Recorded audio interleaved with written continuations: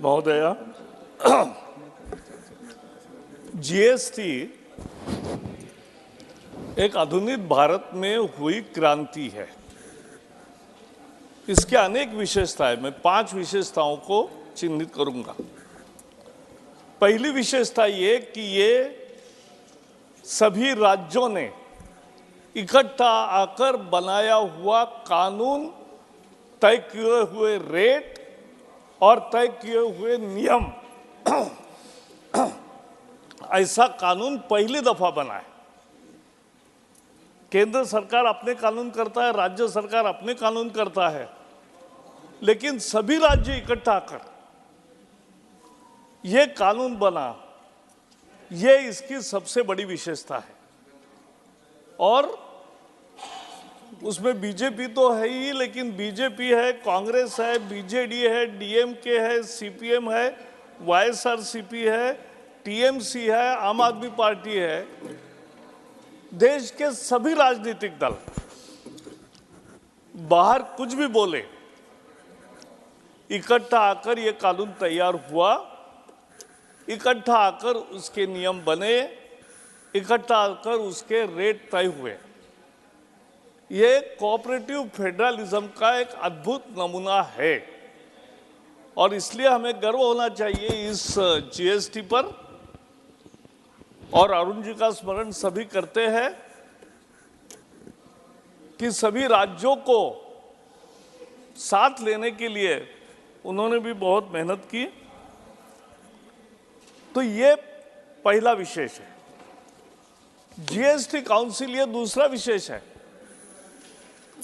GST council में सभी राज्य है, लगभग हर महीने 2 महीने में मीटिंग होती है, सभी वित्त मंत्री आते हैं, बाहर आके कुछ भी बयान दे, लगभग 90% डिसीजंस यूनानिमसली हुए हैं। इसमें मेजॉरिटी की प्रोविजन है, लेकिन निर्णय यूनानिमसली हुए। इतनी पारदर्शिता केंद्र सरकार ने रखी, इसीलिए ये इस तरह के निर्णय एकजुटता से हुए। तीसरा है कि इससे सबसे जो बड़ा मुद्दा था कि 30-40 कर वो एक हो गया, तो उससे पूरा लोगों की तकलीफ समाप्त हुई। और एक पहलू है जिस पर ध्यान नहीं ज्यादा जाता। मुझे एक दिन शाहपुर जी, पालन जी के मुखिया मिले, तो वो कह रहे थे कि हमारे 30,000 वेंडर्स हैं, लेकिन 6,000 ही रजिस्टर्ड थे। अब जीएसटी में एक जादू आई है, इनपुट क्रेडिट। इनपुट क्रेडिट के मिलने के लिए अब सबको लाइन में लगना ही पड़ता है, सर्कल में आना ही पड़ता है। तो अब 6,000 जहां थे वहां 30,000 हो गए।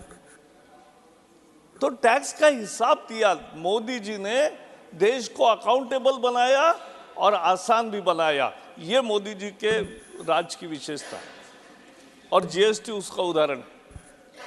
तो इसलिए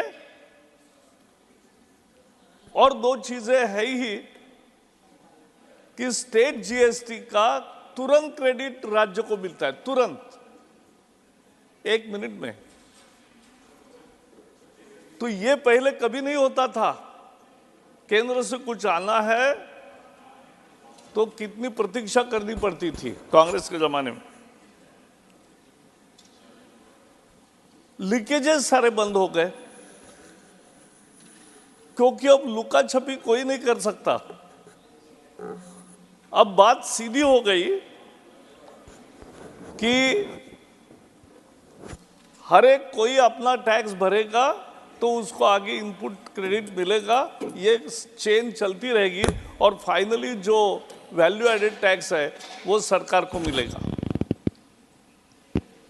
और इसका कलेक्शन भी बढ़ रहा। 1,60,000 करोड़ हर महीने, यानी लगभग 20 लाख करोड़ रुपए साल भर में केवल इसी एक टैक्स से मिल रहे हैं। और ये सबसे पारदर्शी, दुनिया की सबसे आसान सिस्टम बनी है ये भी मैं कहना चाहता हूं। मुझे दूसरा एक उसकी विशेषता लगती है कि कंटिन्यूअस रिफॉर्म हुए हैं। निर्मला जी ज्यादा बताएगी कि कितनी बार हमें सभी मंत्रियों को भी उस समय सभी राज्यों में भेजा था, व्यापारी और जो टैक्स देने वाले हैं उनसे चर्चा करने के लिए कि उनके क्या सुझाव है।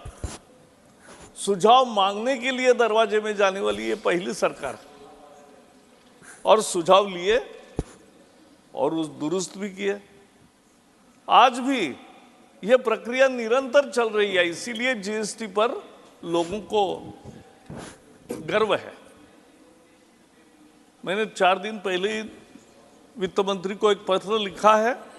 सारे टैक्स प्रैक्टिशनर्स मेरे पास आए थे पुणे में, तो उन्होंने एक जीएसटी में क्या सुधार होना चाहिए और एक क्या अभी की प्रोविजन है उससे क्या परिणाम हो रहा है, क्या करने से कैसे ठीक होगा, ये अच्छी तरह से लिख के दिया। ये सुनने वाली सरकार है, और इसलिए मुझे हमेशा लगता है कि जीएसटी जैसे टैक्स सुधार ये देश को बल देते हैं।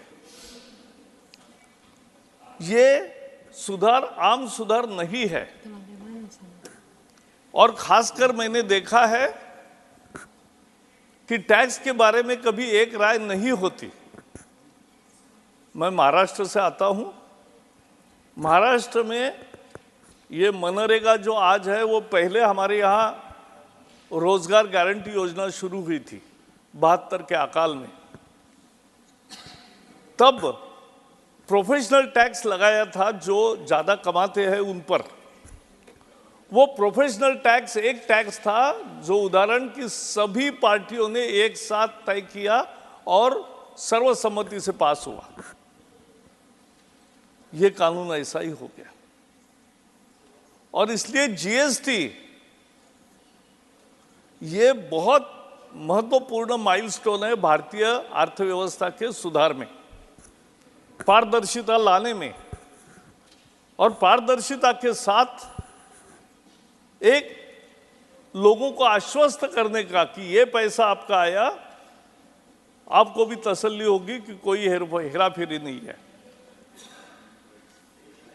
जीएसटी के कुछ केसेस होते हैं जिसमें कोई अधिकारी गड़बड़ी करते हैं, तो बीच बीच में उनकी भी छानबीन होती है, और ऐसे अधिकारी निलंबित भी हुए हैं। तो ये एक सुदृढ़ प्रशासन का परिचय है, और इसलिए मेरा मानना यह है कि जीएसटी जैसे कानून, जैसा तिवारी जी ने कहा,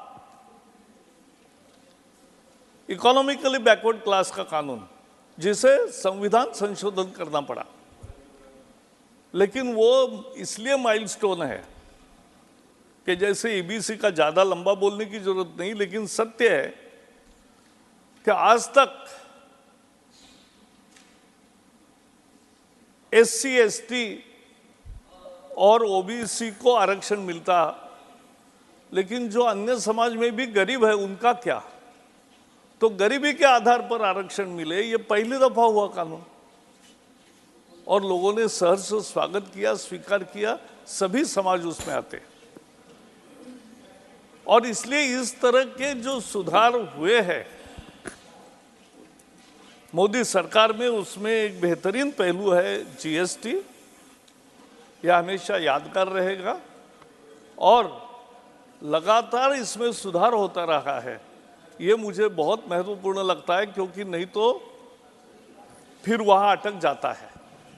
लेकिन यह हर एक को अब सुकून है कि हमें अगर कोई अनुभव आया, गलत आया, शिकायत है, तो शिकायत करेंगे, उसका सुधार होगा।